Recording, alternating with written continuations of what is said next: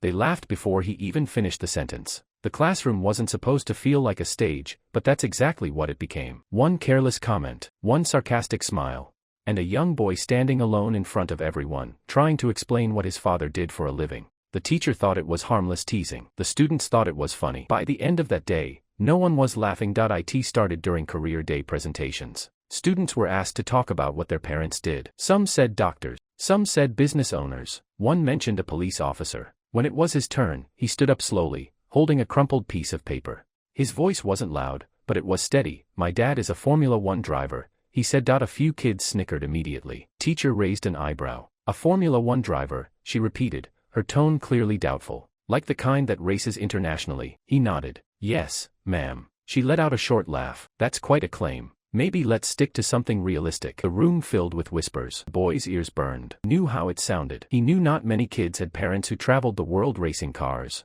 But he also knew what he had seen. The trophies at home. Early morning training sessions. Long weeks when his dad was overseas competing. He didn't argue. He just sat down quietly. The teacher moved on as if nothing happened.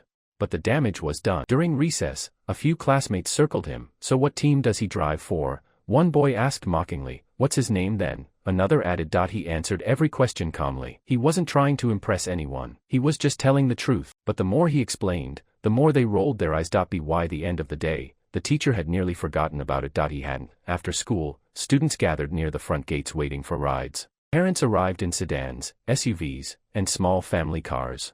The boy stood quietly near the curb, backpack hanging from one shoulder. Then the sound came, low, smooth, powerful. Heads turned before they saw it. A bright red Ferrari rolled slowly toward the entrance, its engine humming with precision. The car stopped directly in front of the school. Conversations paused. Phones came out. The driver stepped out wearing a team jacket with international racing logos stitched across it. Calm, confident, recognizable to anyone who followed motorsport. The boy's father. He removed his sunglasses and smiled as he walked toward his son. Ready to go, champ? The boy nodded. Across the sidewalk, the teacher froze. The parking area felt different now. Students who had laughed minutes earlier were suddenly silent. Teacher stepped forward cautiously, trying to process what she was seeing. The Ferrari wasn't rented. It wasn't borrowed. It carried sponsor decals and a racing number that matched the boy's earlier description. The father shook his son's hand first, then pulled him into a quick hug. Heard you had career day, he said warmly. Hope you told them about us. The boy hesitated just slightly before replying. I did. Father smiled proud. Good. The teacher approached, forcing a polite expression. Good afternoon, she said. I'm his teacher. The driver extended his hand respectfully. Nice to meet you. He introduced herself, then cleared her throat. He mentioned earlier that you were a Formula 1 driver. He nodded casually. That's right. She gave a short laugh, trying to soften the moment. I must admit, I didn't believe him. There was no anger in his response.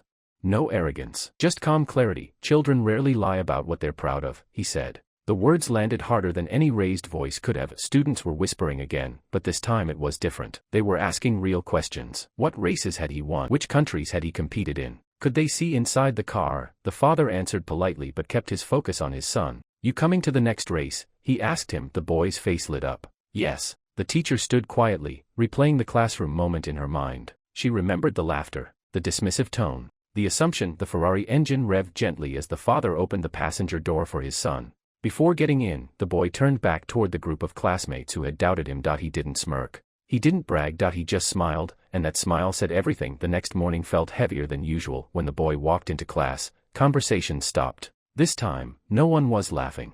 A few students even moved their backpacks to make space for him to sit closer. The teacher began the lesson, but something was different in her tone. Less sharp, more careful. Halfway through the period, she paused. I want to address something, she said, looking toward him. Yesterday, I reacted too quickly. I shouldn't have dismissed what you said. The room stayed quiet. She continued, as adults, we sometimes assume we know what's possible and what isn't.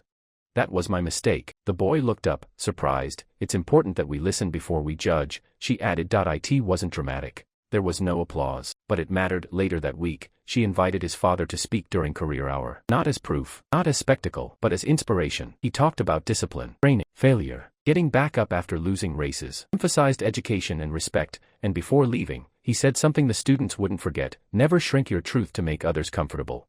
The teacher nodded quietly from the side of the room. The boy sat taller in his seat that day. Not because of the Ferrari, not because of the fame, but because he had learned something powerful. You don't need to argue when you know who you are. Sometimes, the strongest response is patience, and sometimes, the loudest lesson arrives on 4 wheels, painted bright red, reminding everyone that assumptions can stall faster than any engine. That day, no one laughed, they listened.